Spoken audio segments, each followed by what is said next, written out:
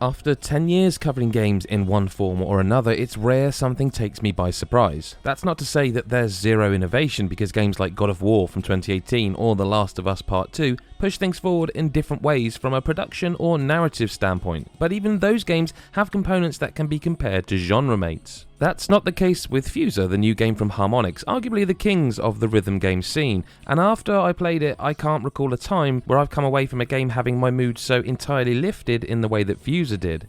In fact, when I last spoke to Harmonix, it was just before Rock Band 4 was announced. 5 years have passed and the company has dabbled in VR with Rock Band and Dance Central, some board games with Drop Mix, and more, yet Fuser somehow feels like the most ambitious game that they've ever attempted.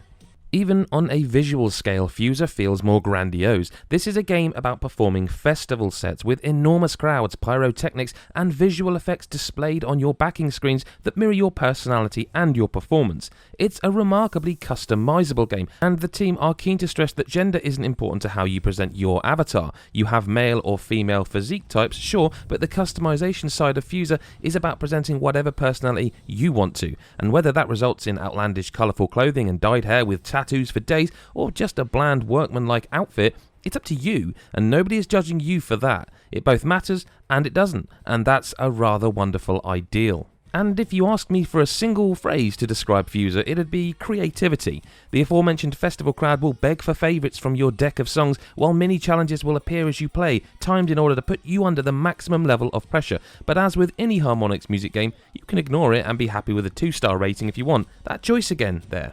But what is it?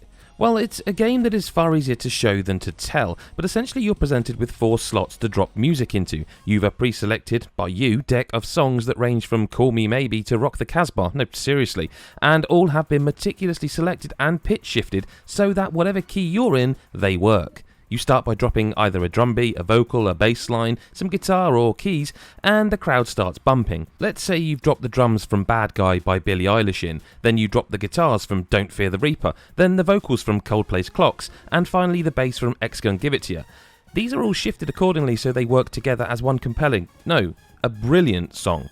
Above your 4 disc-shaped slots, you have a bar that helps you get maximum points. The larger lines define a drop zone, which is the ideal time to drop in a new stem or seed from a different track. These are all colour-coded to match the controller, at least on an Xbox One or 360 pad anyway, meaning you're never getting too confused about what to do or when. But the sheer creativity means you don't have to do anything you don't want to.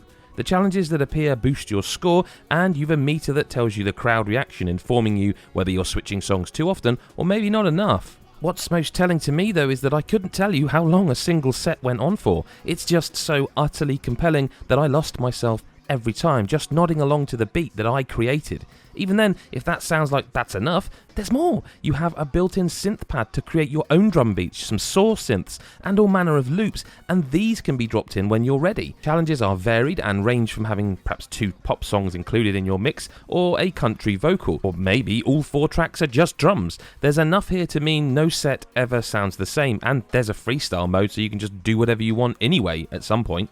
But Fuser made me feel unbridled joy. It's complex, there's no mistaking that, and that ties back into how this is Harmonix's most large-scale project design-wise.